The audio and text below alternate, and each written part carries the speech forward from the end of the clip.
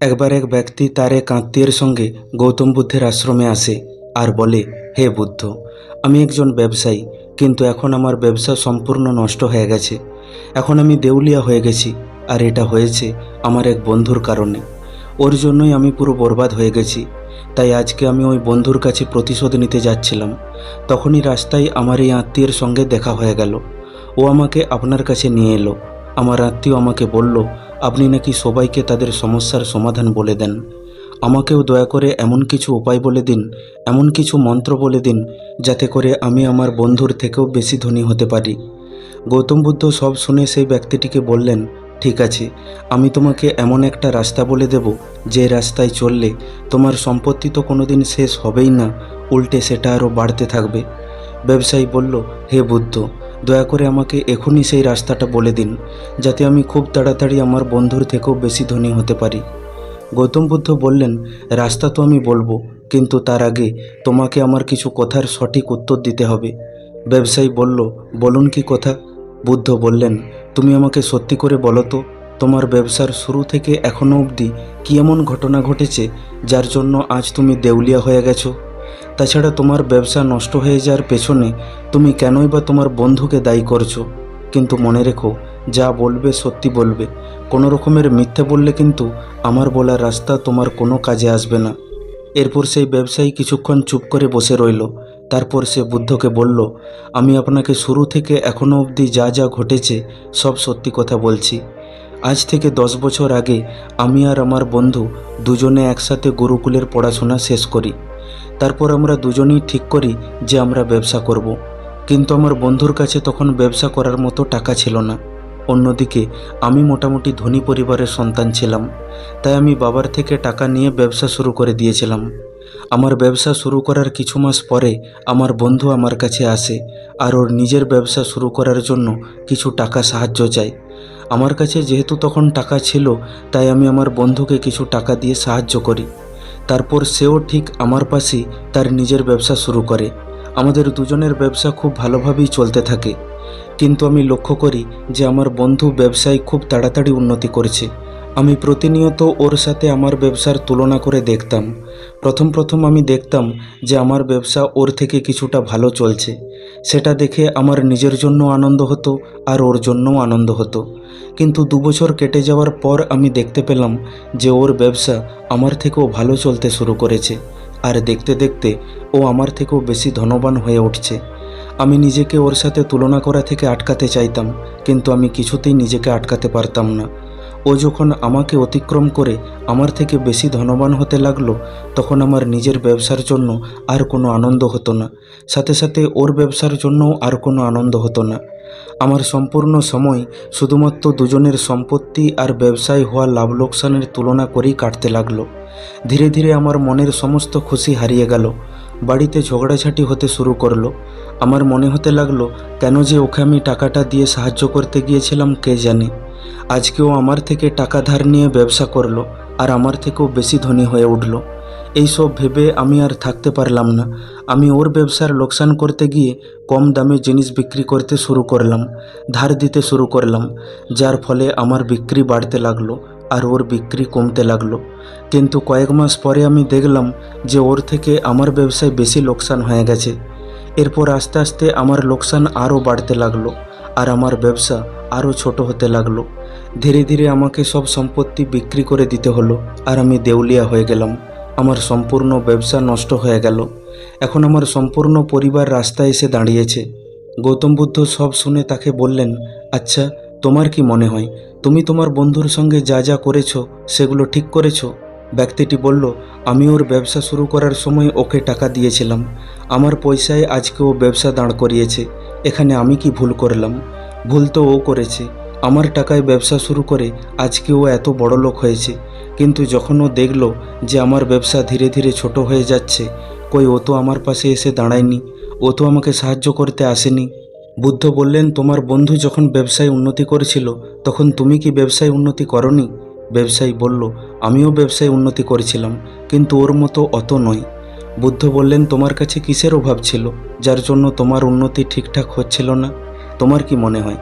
ব্যবসায়ী বলল, আমার কাছে কোনো কিছুর অভাব ছিল না। আমি শুধু এটাই চাইছিলাম যে আমার বন্ধু ধনবান হোক, কিন্তু আমার থেকে বেশি নয়। ও উন্নতি করুক, কিন্তু আমার থেকে বেশি নয়। বুদ্ধ বললেন, এই পৃথিবীতে কি তোমার বন্ধু আর তোমার থেকে বেশি ধনবান ব্যবসায়ী আর কেউ নেই? ব্যবসায়ী বলল, হ্যাঁ, অনেকেই আছে। আমাদের দুজনের থেকেও ধনবান ব্যবসায়ী আমাদের এখানেই আছে। বুদ্ধ বললেন, তাহলে তুমি অন্য সব ব্যবসায়ীর থেকে ধনবান হতে না চেয়ে শুধু তোমার বন্ধুর থেকেই কেন বেশি ধনবান হতে চেয়েছিলে? ব্যবসায়ী গৌতম বুদ্ধের এই কথার কোনো উত্তর দিতে পারল না। বুদ্ধ বললেন, আসলে আমরা আমাদের থেকে নিচে শুরু করা, আমাদের থেকে পরে শুরু করা কাউকে আমাদের থেকে এগিয়ে যেতে দেখতে পারি না। আমরা দূরের কারোর সঙ্গে, মানে যারা আমাদের ধরাছোঁয়ার বাইরে, তাদের সঙ্গে নিজের তুলনা করতে যাই না। আমরা সবসময় আমাদের সমকণ্ঠী বা আমাদের থেকে পিছিয়ে পড়া মানুষের সঙ্গে নিজের তুলনা করতে ভালোবাসি। আর এই তুলনা করে আমরা প্রথম দিকে তো খুব খুশি হই, যতদিন তারা আমাদের থেকে পিছিয়ে থাকে ততদিন। বেশিরভাগ ক্ষেত্রেই এই খুশি চিরস্থায়ী হয় না। আমরা তুলনা করতে এতটাই ব্যস্ত থাকি যে নিজের কাজে মন দিতে পারি না। সবসময় অন্যের কাজের দিকে আমাদের ফোকাস বেশি থাকে। এর ফলে আমাদের কাজে লোকসান হয়, আর অন্যরা আমাদের থেকে অটোমেটিক্যালি এগিয়ে যায়। তাছাড়া এটাও তো হতে পারে যে অপরজন আমাদের থেকে বেশি পরিশ্রম করেছে, অপরজন আরও বেশি বুদ্ধি লাগিয়েছে, সেই জন্য সে বেশি সফল হয়েছে। তাছাড়া এই সম্পূর্ণটা আমাদের হাতে নেই। তুমি যেহেতু তোমার বন্ধুকে ব্যবসার রাস্তা দেখিয়েছিলে, পয়সা দিয়ে সাহায্য করেছিলে, তাই যখনই তোমার বন্ধু তোমার থেকে এগিয়ে গিয়েছিল, তোমার মনে হিংসার জন্ম হয়েছিল। তোমার মনে হয়েছিল, যাকে আমি শুরু করার জন্য রাস্তা দিলাম, আজকে সে আমার থেকেও এগিয়ে গেল। এটা কিছুতেই হতে দেওয়া যায় না।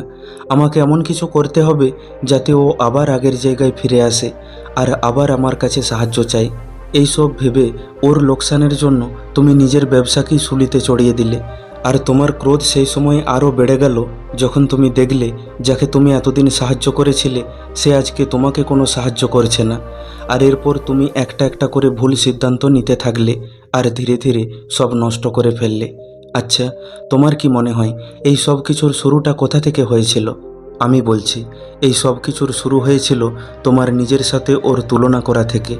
না তো তুমি তুলনা করতে, না তো প্রথম দিকে নিজেকে বেশি এগিয়ে থাকতে দেখে খুশি হতে, না তো তুলনা করার পরিমাণ আরও বাড়াতে, আর না তো ওকে তোমার থেকে বেশি এগিয়ে যেতে দেখে দুঃখী হতে।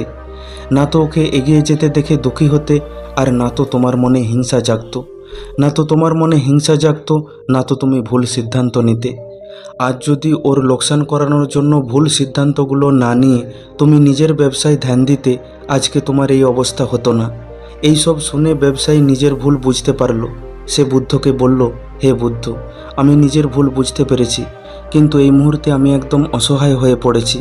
এখন আমি কি করতে পারি যাতে আমি অনেক বেশি ধনবান হতে পারি? আপনি বলেছিলেন আপনি আমাকে এমন একটা রাস্তা বলে দেবেন যেই রাস্তায় চললে আমি আমার বন্ধুর থেকেও বেশি ধনবান হতে পারবো। হে বুদ্ধ, কি সেই রাস্তা? বুদ্ধ বললেন, আজ থেকে 10 বছর আগে তোমার বন্ধু যেমন তোমার কাছে এসেছিল সাহায্য চাইতে, আজ তুমিও তেমনি তোমার বন্ধুর কাছে যাও নতুন করে ব্যবসা শুরু করার জন্য সাহায্য চাইতে। তোমার বন্ধুর থেকে সাহায্য নিয়ে তুমি আবার ব্যবসা শুরু করো, আর তার সঙ্গে দুটো সংকল্প নাও, একটা করার আর একটা কাজ একদম না করার। ব্যবসায়ী বলল, কি সেই দুটো সংকল্প? বুদ্ধ বললেন, তুমি সংকল্প নাও যে তুমি প্রতিদিন নিয়ম করে ধ্যান করবে। প্রতিদিন করা ধ্যান তোমাকে সঠিক সিদ্ধান্ত নিতে সাহায্য করবে, সাথে সাথে তোমার মনকে শান্ত করে এক জায়গায় একাগ্র থাকতে সাহায্য করবে। আর যে কাজটা না করার সংকল্প নিতে বলছি সেটা হলো তুলনা আর হিংসা।